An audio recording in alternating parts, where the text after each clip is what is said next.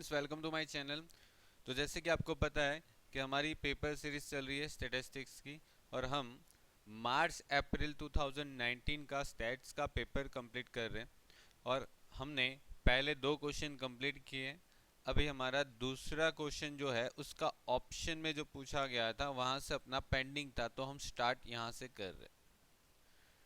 ठीक है, हमने लास्ट वीडियो में क्वेश्चन नंबर 2 कंप्लीट किया था। ये क्वेश्चन नंबर 2 का ऑप्शन वाला क्वेश्चन है।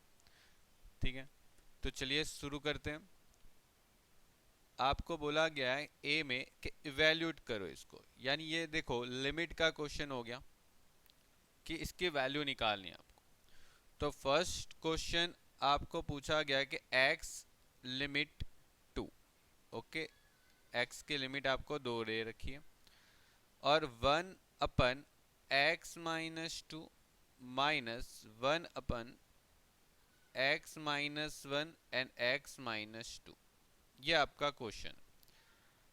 अभी क्वेश्चन के अंदर आपको इसमें करना क्या है, देखो। तो सबसे पहले इसका एलसीएम ले लो। ठीक है, इसका एलसीएम ले लो। तो एलसीएम लेने के लिए आपको ये देखना है कि दोनों में कॉमन चीज क्या है पहले तो। ठीक है, आप देखो तो दोनों में x-2 कॉमन है। तो आप क्या करो, पहले उसको x-2 लिख दो नीचे एलसीएम। ठीक है, ये तो एलसीएम में होना ही होना है। नेक्स्ट, अब क्या पेंडिंग है, तो जैसे कि x-1 जो है ना वो इसके डिवाइड में नहीं है। ठीक है, तो x-1 को हम इसके साथ क्या करेंगे, मल्टीपल करेंगे। x-1 को अगर हमें एलसीएम में लेना है तो हम इसके साथ मल्टीपल करेंगे, तो तभी आप नीचे उसको एलसीएम में ले सकते हो। ठीक है, तो हम उसके साथ मल्टीपल करेंगे तो x-1 इंटू 1, तो x-1 और -1। ठीक है, हमने इसको इसके साथ मल्टीपल कर दिया। ओके, तो मल्टीपल करने से आपको यही आंसर मिल गया वापस इधर, और -x-1 तो था ही था आपके पास। अभी आपके पास x लिमिट 2। अब आप इसका सॉल्यूशन करो, क्या आंसर आ रहा है देखो। x-1 मिलके -2 हो जाएगा, और x-1 और x-2 ये दो कैंसर। ओके, तो फाइनली जो आपका आंसर है वो क्या मिल सकता है, 1/x-1, सिर्फ इतना बच गया। ठीक है, इतना रह गया। और अभी आप x के जगह पर उसकी वैल्यू पुट कर दो 2, तो 1/x के जगह पर आप उसकी वैल्यू पुट कर दो 2 - 1, यानी कि 1 माइनस करोगे तो 1 हो जाएगा। तो फाइनली आंसर आपका 1। ये कंप्लीट हो गया। ठीक है, चलिए तो ये सेकंड क्वेश्चन सॉल्व करते हैं। सेकंड क्वेश्चन में देखो क्या बोला गया, x लिमिट 0,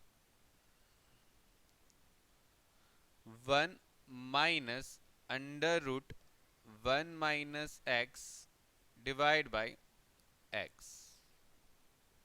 ठीक है, अब आप क्या करोगे, अब देखो जब भी आपको इस टाइप के क्वेश्चन आ जाते हैं अंडर रूट के, ठीक है, जहां पर एक साइड आपके पास वैल्यू हो सकती है, दूसरी साइड माइनस करके बीच में अंडर रूट आए, तो उस टाइप पे आप क्या करोगे, मल्टीपल करोगे। डिनोमिनेटर और न्यूमरेटर दोनों को इससे मल्टीपल करोगे।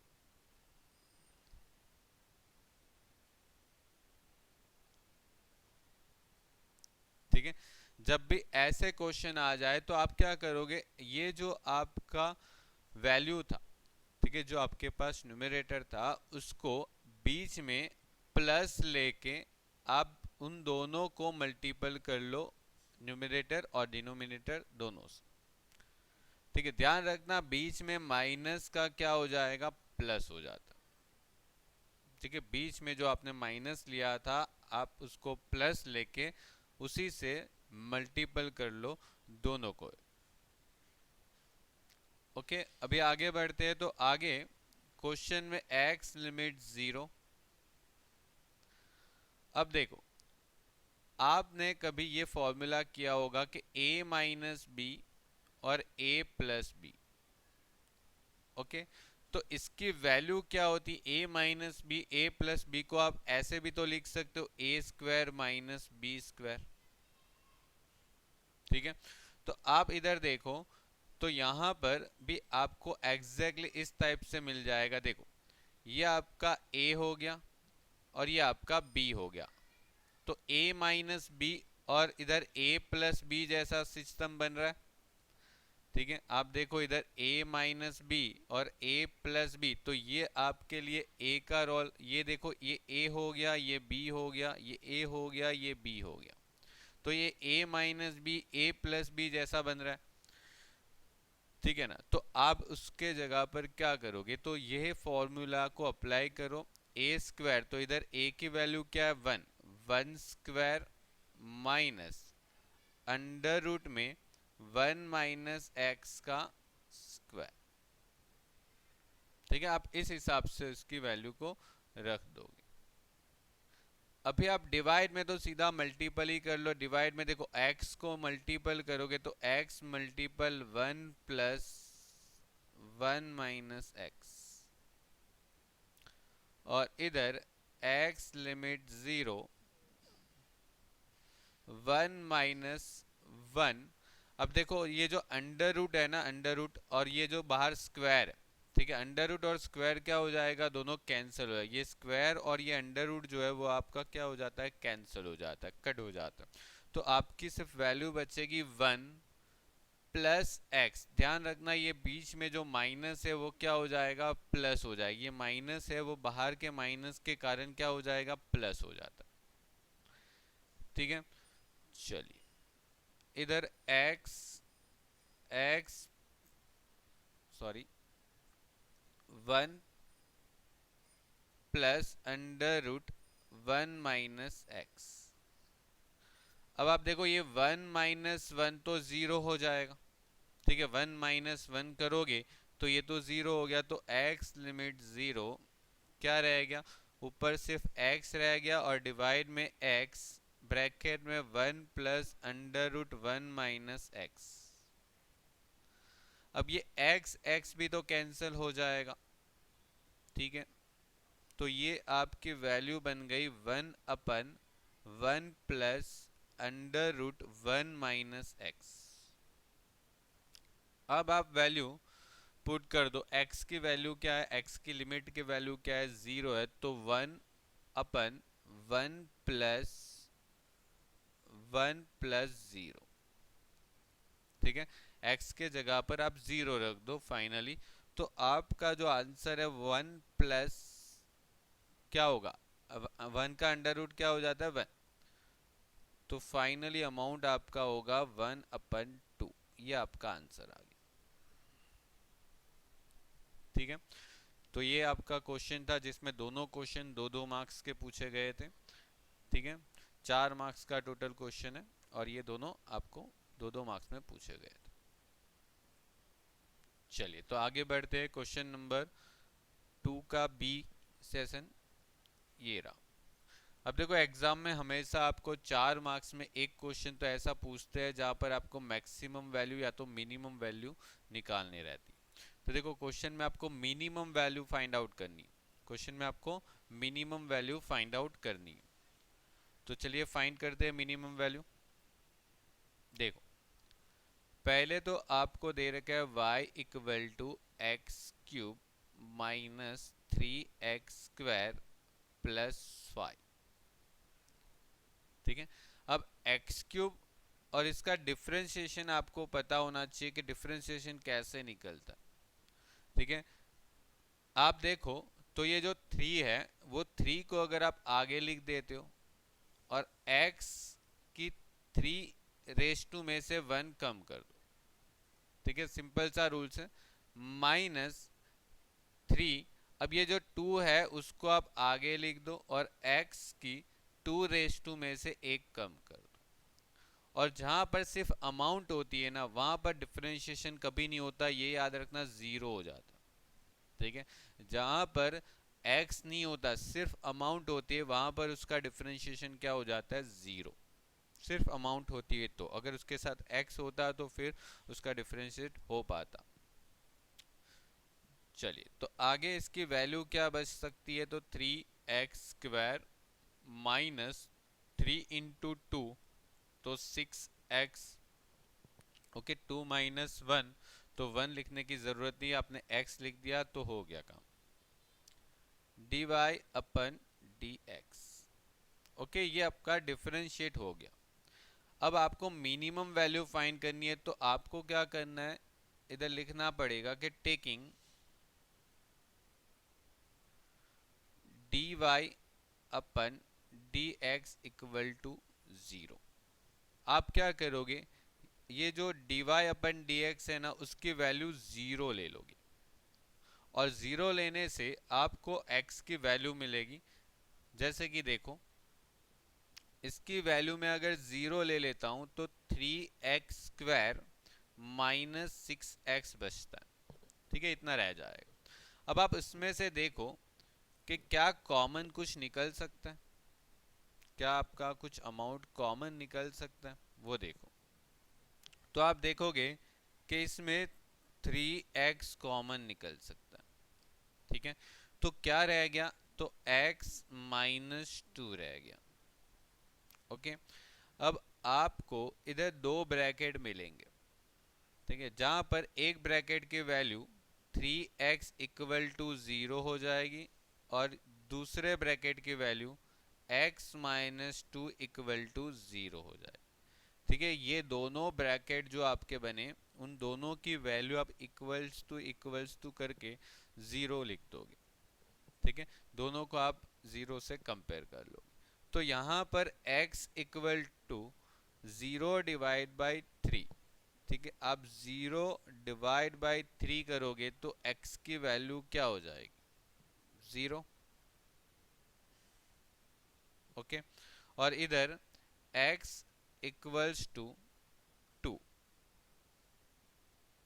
ओके, अभी आपको x की दो वैल्यू मिली, आपको कैसे पता चलेगा कि कौन सी वैल्यू पे आपकी फंक्शन जो है वो मिनिमम हो रही है, आपको मिनिमम फाइंड करना।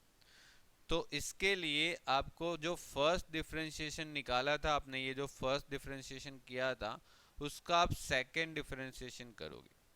ओके, तो इधर आप लिखोगे सेकंड डिफरेंशिएशन। तो सेकंड डिफरेंशिएशन होता है d²y/dx²। और यहां पर आपने जो फर्स्ट वैल्यू निकाली थी, क्या फर्स्ट डिफरेंशिएशन निकाला था, 3x² माइनस 6x।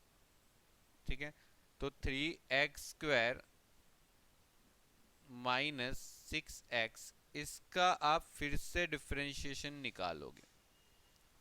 ठीक है, इसका आप फिर से डिफरेंशिएशन निकालोगे, तो इसका फिर से आप डिफरेंशिएट करते हो, तो देखो 3 है तो 3 रहने दो, और ये जो x² है उसमें अगर आप देखो तो x², तो स्क्वायर आप आगे लिख दो, और x के 2-1 कर दो। ठीक है, रेस 2 में, और यहाँ पर भी 6 है, और x जो है ना, x का डिफरेंशिएशन हमेशा 1 होता है, x का डिफरेंशिएशन हमेशा क्या रहता है, 1 रहता है।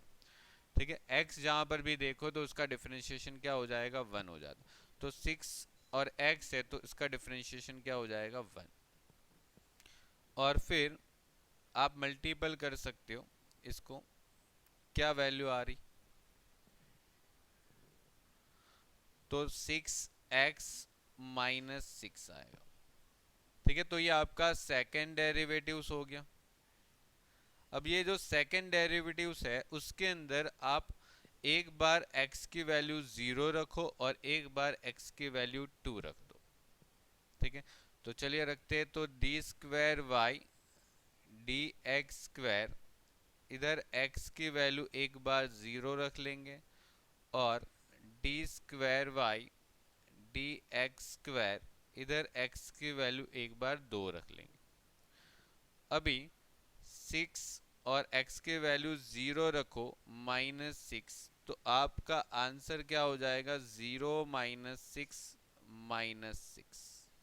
ओके, और यहाँ पर 6 और इधर 2 -6, 6 × 2 12, 12 - 6, तो इधर आएगा 6।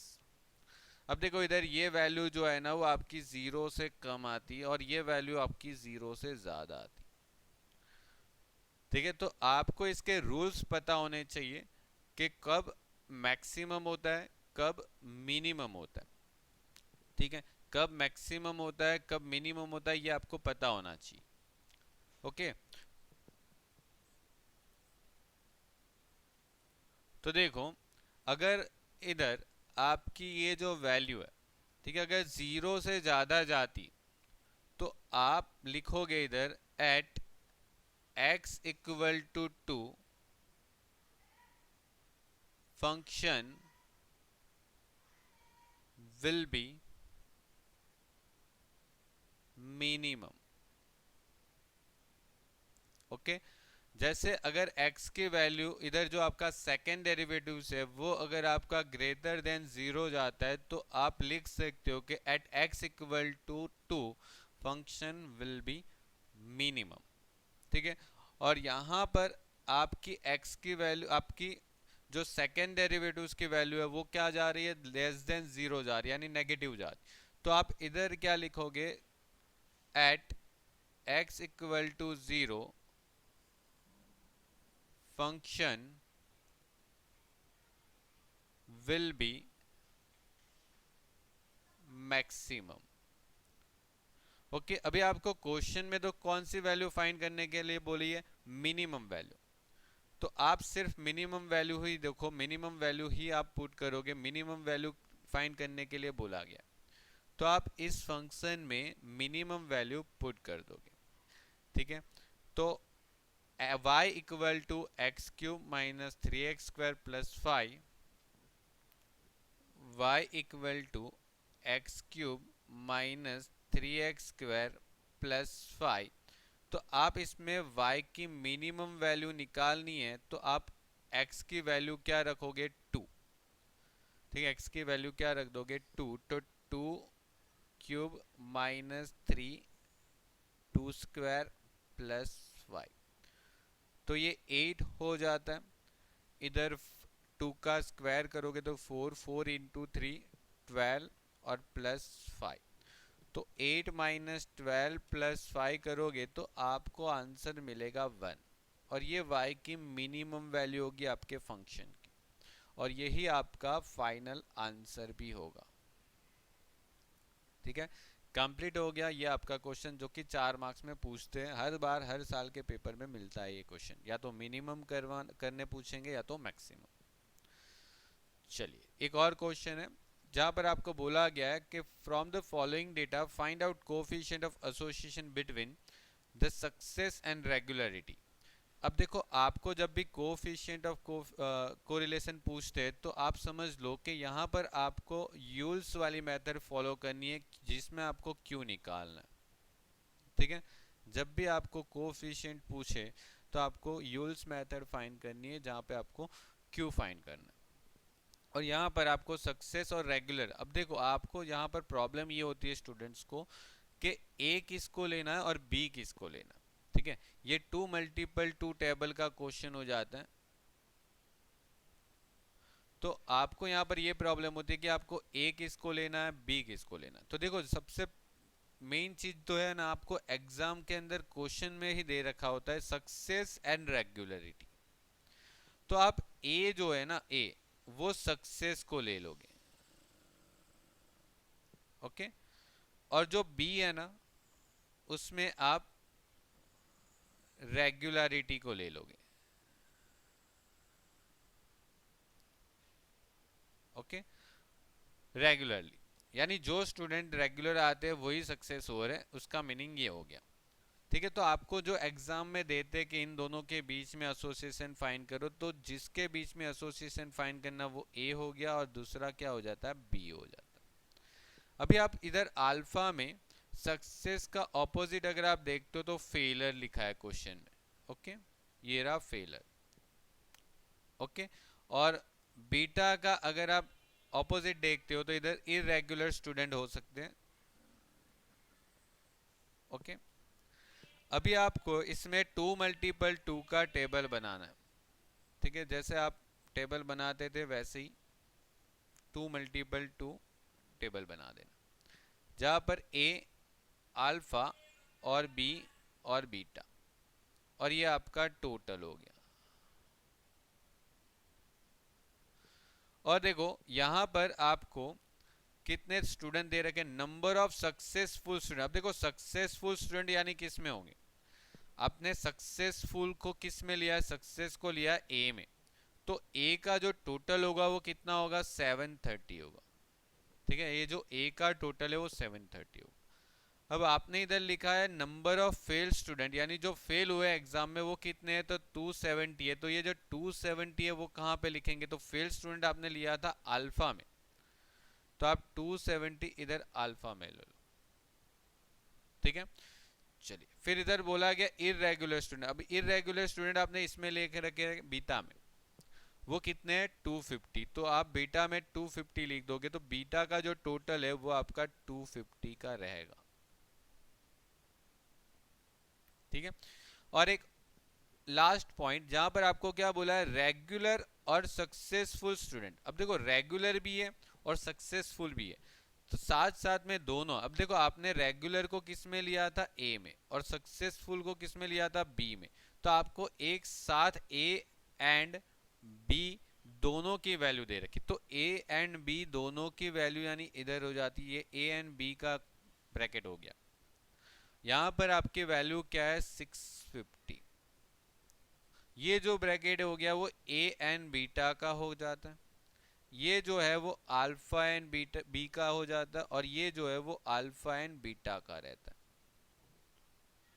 ठीक है, तो पहले आपको जो अमाउंट दे रखी है वो सबको आप उस टेबल में अरेंज कर दो, और फिर बाकी की डिफरेंस वैल्यू निकाल दो। जैसे कि इधर आपको एन भी पता चल जाएगा, इन दोनों का आप टोटल करते हो तो आपका आंसर होगा 1000।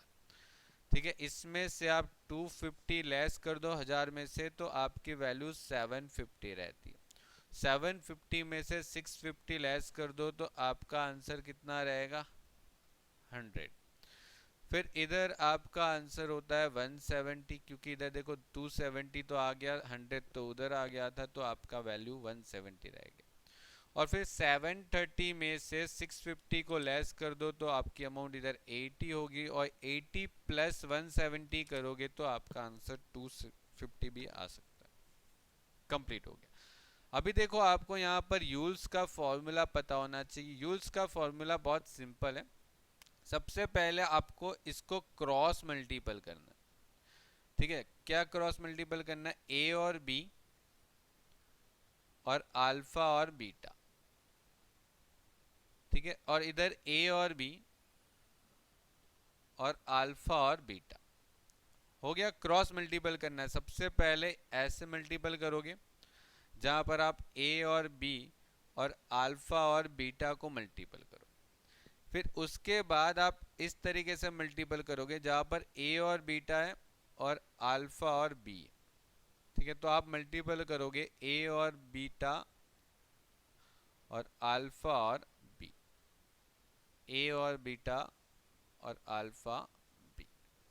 अब आपने मल्टीपल तो कर दिया, जब न्यूमरेटर होगा वो आपका माइनस होगा और जो डिनोमिनेटर होगा वो आपका प्लस होगा। ठीक है, डिवाइड में प्लस, अपन में माइनस। अब आप इसकी वैल्यू पुट करके फाइनल आंसर निकाल लो। जैसे इधर देखो आपके पास क्या वैल्यू है, 650 और इधर 170, तो 650 और 170 को आप मल्टीपल करोगे। ओके, और इधर 650 और 170 को फिर से मल्टीपल कर दोगे, ऊपर माइनस नीचे प्लस। फिर वापस आप जब मल्टीपल करोगे तो 80 और 100 को मल्टीपल करोगे, तो इधर 80 और इधर 100, 80 और 100 हो गया। तो 650 इंटू 170 को मल्टीपल करो तो आपका फाइनल आंसर है 110500 माइनस 8000, 110500 प्लस 8000। 1000। ओके, तो आप ऊपर से माइनस कर दो, तो आंसर आपका क्या होने वाला है, तो 102500 डिवाइड बाय 118500। ओके, तो 118500 से आप डिवाइड करोगे तो आपका जो फाइनल आंसर है 0.86। अब देखो ये जो Q की वैल्यू है ना वो पॉजिटिव आई आपकी, ठीक है, प्लस में आई है। तो आप इधर क्या पूछा गया पहले वो देख लो कि find out the coefficient between the success and regular. तो बस आपने Q ही फाइंड करना था, आपको कोई डिसीजन लिखने की जरूरत नहीं है। ये आपका आंसर आ गया, कंप्लीट हो गया क्वेश्चन। तो चलिए फिर मैं नेक्स्ट वीडियो में आगे के क्वेश्चन भी लेके आऊंगा। Okay, good bye.